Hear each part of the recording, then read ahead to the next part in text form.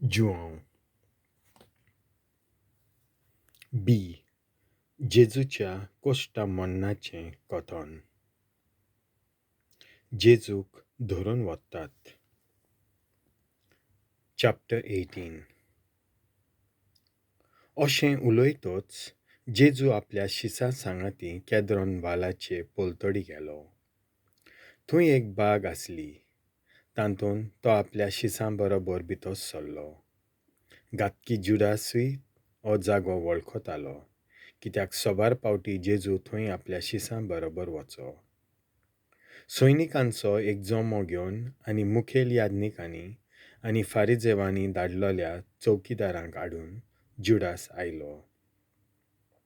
दिवट्यो, उजवाड्यो आनी अस्त्रां शस्त्रां घेवन ते थंय पावले. तेन्ना जेजू आपणाक कितें घडटलें आसलें तें सगळें जाणो जावन फुडें सरलो. ताणें तांकां म्हणलें, कोणाक सोदूंक आयल्यात तुमी? तांणी ताका जबाब दिलो, नाजारेतकारा जेजूक. जेजून तांकां म्हणलें, हांव तो. गातकी जुडास तांचे बरोबर उबो आसलो. जेन्ना ताणें हांव तो म्हणलें तेन्ना ते फाटीं सरले आनी जमनीर शेवटले. नव्यान ताणें तांचे कडेन विचारलें, कोणाक सोदूंक आयल्यात तुमी? आनी तांणी म्हणलें, नाजारेतकारा जेजूक. जेजून पत्तीपाल केलो, तो हांव म्हूण हांवें तुमकां सांगलें. म्हणटच तुमी म्हाका सोदूंक आयल्यात जाल्यार हांकां वचून दी. अशें ताणें म्हणलेलें तें उतर घडोवन येवंक जाय आसलें. तुवें म्हाका दिल्याय तांच्या भितरल्या एकल्याक लेगून हांवें इबाड जावंक दिवंक ना. सिमांव पेद्रू कडेन एक तरसाद आसली. ती ताणें भायर काडली आनी परम याजनिकाच्या चाकराचेर मारून ताचो उजवो कानूच कातरलो. त्या चाकराचें नांव माल्कू. जेजून पेद्रूक म्हणलें, तुजी तरसाद पोट्यांत घाल. बापान म्हाका दिलां तें पात्र हांवें पिवचें न्हय. जेजू आन्नासा मुखार. सैनिकांच्या जोम्यान तांच्या सरदारान आनी जुडेवांच्या चौकीदारांनी जेजूक धरलो आनी बांदलो. तांणी ताका पयलो आन्नासागेर व्हेलो, कित्याक तो कायफासाचो त्या वर्साच्या परम याजनिकाचो सासरो आसलो.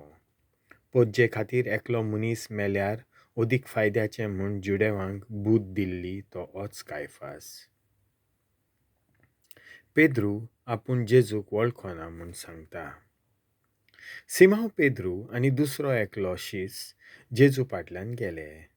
हो शीस परम याजनिकाचे वळखीचो आसलो देखून जेजू बरोबर परम याजनिकाच्या आंगणांत भितर सरलो. पूण पेद्रू दारा भायर रावलो.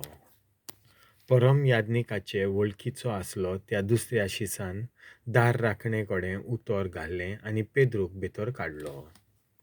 दार राखण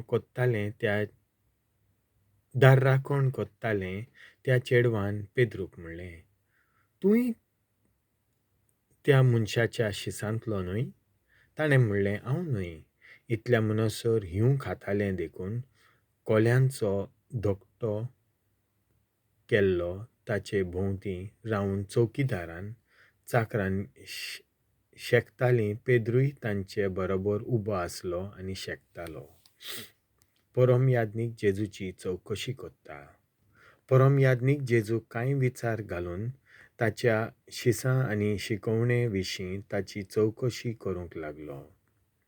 जेजून ताका जबाब दिलो, हांव सोबे माजार स्पश्ट उलयलां. सदांच हांवें देवस्थानांत आनी देव मंदिरांत सगलो जुदेव लोक एकठांय जाता थंय शिकोवन दिल्या. गुप्ती हांव कितेंच उलोवंक ना. म्हजे लागीं कित्याक विचारताय? हांवें कितें म्हणलां तें म्हाका आयकलां तांचे लागीं विचार. हांवें सांगलां तें तीं बरीं जाणत.